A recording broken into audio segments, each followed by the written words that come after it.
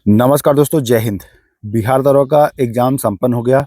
अब देखिए ऐसे में लोग ज़्यादा इस बात को लेकर परेशान हैं कि क्या नॉर्मलाइज़ेशन की प्रक्रिया अपनाई जाएगी और अगर अपनाई जाएगी तो किस शिफ्ट वाले को अधिक फ़ायदा होगा?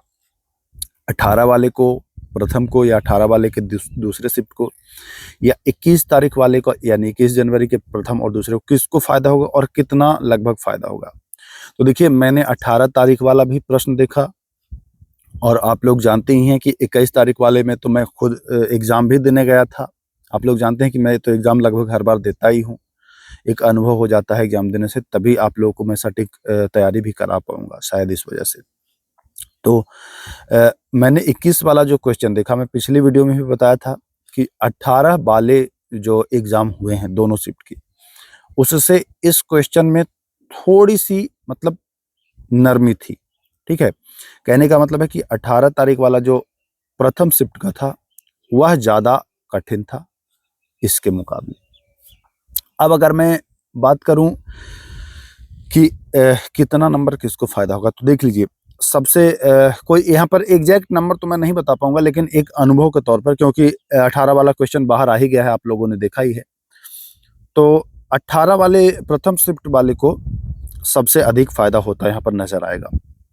यानी कि 18 तारीख का जिसका भी प्रथम शिफ्ट में एग्ज़ाम था, उनको बढ़िया फ़ायदा हो रहा है। उसके बाद 18 तारीख के दूसरे शिफ्ट के जो छात्र होंगे, उनको फ़ायदा होगा, ठीक है? बाकी जो सबसे मतलब आसान लगा इन चारों शिफ्टों में, वो आसान आपका 21 का दूसरा शिफ्ट है, सबसे आसान है, ठीक है? तो उनको थोड़ा नुकसान हो सकता है बाकियों की अपेक्षा। बाकी 21 का पहला शिफ्ट का भी है, तो उनको भी भाई उनका भी मतलब कठिन नहीं है, तो ये भी बीच में ही रहेंगे। अब कुल मिलाकर के रही बात कि कितना फ़ायदा हो सकता है, तो एक चीज़ मैं एकदम स्पष्ट कर दूं कि अगर आपका इतना इतना स्कोर है तो आप मान के चलिए और देख लीजिएगा, एकदम वही सटीक लगभग रहेगा ही रहेगा। क्योंकि मैं एग्ज़ाम में गया इन्हीं सब चीज़ों के लिए जाता हूँ कि ताकि आपको सटीक जानकारी दे पाऊँ। ऐसे बाहर से तो लोग एनालिसिस पूछ-पूछ के करा दे, वो अलग बात है कि कितना गया, कितना गया। लेकिन मैं तो एग्ज़ाम में शामिल ही हो गया आप लोगों के साथ। जो भी जहानाबाद में मुझसे मिले थे, वो देखे होंगे। तो बहुत सारे लोग बाहर भी मिले थे, यहाँ तक तो क्लासरूम में भी कुछ लोग मिल गए थे, है ना? साथ में भी बैठे थे कुछ लोग। तो इसीलिए मैं एकदम सटीक आपको जानकारी दे रहा हूँ कि 18 वाले भाई नोट कर लीजिए, भले किसी को दुःख लगेगा, किसी को अच्छा भी लगेगा। अगर 55 हो, 55, 56, 57 तो कर लो, क्योंकि आपको अपने हिसाब से लग रहा है 55 सही है। अगर 2-3 क्वेश्चन और आपका एक्स्ट्रा बढ़ गया, तो समझिए कि आप यूआर में भी है, तब भी आपका सिलेक्शन होगा, रिजल्ट होगा, एकदम यकीन मानिए। 55, 56, 57 भी आ रहा है, तो आपका हो जाएगा। ये 18 वाले की मैं बात कर रहा हूँ, ठीक है? 18 वाले दोनों शिफ्ट की। 21 वाले जिनका एग्ज़ाम हुआ है, उनका 60 से कम में नहीं रहेगा, 60 ऊपर ही रहेगा। मतलब कि इनसे 5 नंबर का आपको झेलना पड़ेगा गैप, ठीक है? तो 21 वाले आपका 60 के आस-पास रहेगा, उससे कम में मत सोचिएगा। यूआर की मैं बात कर रहा हूँ, 60 से कम में मत सोचिएगा, ठीक ना? क्योंकि भाई आपका ईज़ी है पेपर, तो यहाँ पर थोड़ा-सा दुःख लग सकता है 21 वाले को, लेकिन भाई जो सत्य है वो सत्य है। अब दुःख लगने से कट ऑफ नहीं कमता है मेरे दोस्त, ठीक है? मैं खुद भी शामिल हुआ था। अब कुछ लोगों ने कहा कि जो खुद शामिल होता है उसको तो अपना शिफ्ट टफ लगता है।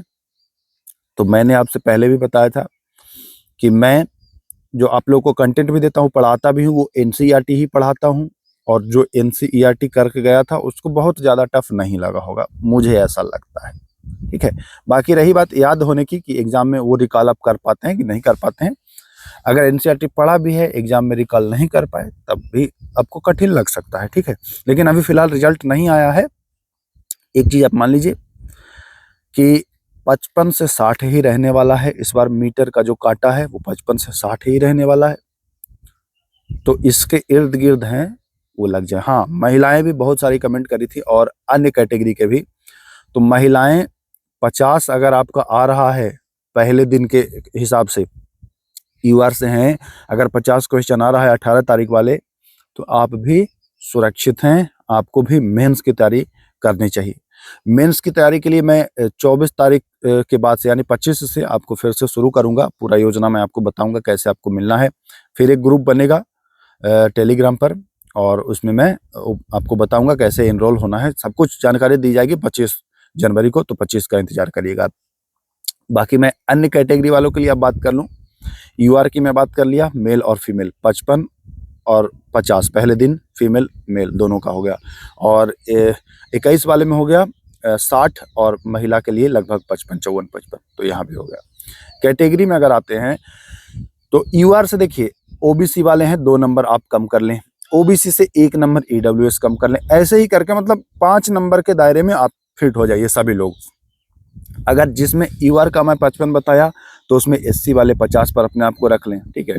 ओबीसी वाले 53 रख लें, ईडब्ल्यूएस वाले आप 52 रख लें, या ईडब्ल्यूएस ओबीसी लगभग कभी कभी सेम भी हो जाता है, या एक आध नंबर का इधर उधर हो सकता है। मैं क्रिया नहीं खा रहा हूँ कि मैं मतलब इतना है तो इतना ही, एक आध नंबर ऊपर नीचे होगा।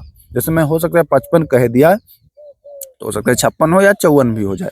लेकिन पहला शिफ्ट का जो बच्चा एग्जाम दिया है, वो भाई क्वेश्चन बाहर आया, आप मिलान करा लो, देख लो, उनमें और आप में है गैप। ये मतलब कटु सत्य है, मानिए मत मानिए, कुछ लोगों को तो नहीं लगेगा, बट है ये, मानिए। आयोग ने पहले भी स्पष्ट कर दिया है कि नॉर्मलाइजेशन की प्रक्रिया होगी। आप नोटिफिकेशन पढ़िएगा, जब ये दिया है कि एग्जाम जो है वो अन्य पालियों में अगर होती है तो इसमें सामान्यीकरण की जो प्रक्रिया है वो की जाएगी, तो नॉर्मलाइजेशन किया जाएगा।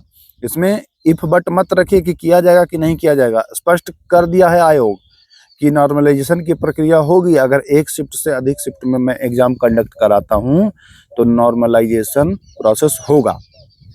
और इतना तय है कि अगर नॉर्मलाइजेशन होता है तो 18 तारीख वाले जो हैं वो फायदा उठाएंगे। तो 18 वाले खुश हो जाइए, कम भी नंबर है तो मेंस की तैयारी में लग जाइए। अगर खुद से करना चाहते हैं तो खुद से करिए, अगर आप हमसे जोड़ के करना चाहते हैं, जैसे पिछले प्रारंभिक परीक्षा के लिए 250 बच्चे और 30 मतलब 280 बच्चे हमसे जुड़े थे, खास करके ग्रुप में, पेड कोर्स में, ठीक है। बाकी यूट्यूब पर तो ऐसे फ्री में मैं पढ़ा ही रहा था, तो यूट्यूब से भी बहुत लोग निःशुल्क भी अध्ययन किए हैं। बाकी जो पेड बैच में थे वो लगभग 280 लड़के थे। 2 ग्रुप था, जिसमें एक में थे लगभग 250 और एक में वही 30 के आसपास, तो ये बच्चे थे। बाकी रही बात कि मेंस कैसे पढ़ना है, तो इसके लिए मैं 25 तारीख को आपको अलग से सेपरेट वीडियो दूंगा। अगर ट्रस्ट है, भरोसा है, और भरोसा करना पड़ेगा, अगर प्रारंभिक परीक्षा में आपने देखा है जलवा, तो मेंस में भी उससे बेहतरीन आपको कंटेंट दूंगा। बाकी फिलहाल यही 2 बात था। इतना स्कोर है, 55-60 वाले एकदम लग जाइए, नॉर्मलाइजेशन होगी। एग्जाम का रिजल्ट कब आएगा इस पर भी डिटेल में वीडियो तुरंत उपलब्ध कराने वाला हूँ, एक आज या कल आपको दे दूंगा, क्योंकि मैं अभी घर आया हूँ, आपको दिख ही रहा होगा, स्टूडियो अपना है नहीं यहाँ सेटअप, तो इधर उधर आकर के ही वीडियो आपको शूट करना पड़ता है, ठीक है। तो जानकारी दे दूंगा, थोड़ी जानकारी इधर उधर से ले लूँ, सब चीज़ें जब मुझे कुछ जानकारी होगा तभी तो मैं बता पाऊंगा। तो पहले मैं खुद इंश्योर हो लूँ, इधर उधर से जानकारी ले लूँ, फिर आपको मैं बताता हूँ। बाकी भूलना नहीं है, मेंस की तैयारी में लगना है 55-60 वाले सभी लोग। नमस्कार, जय हिंद।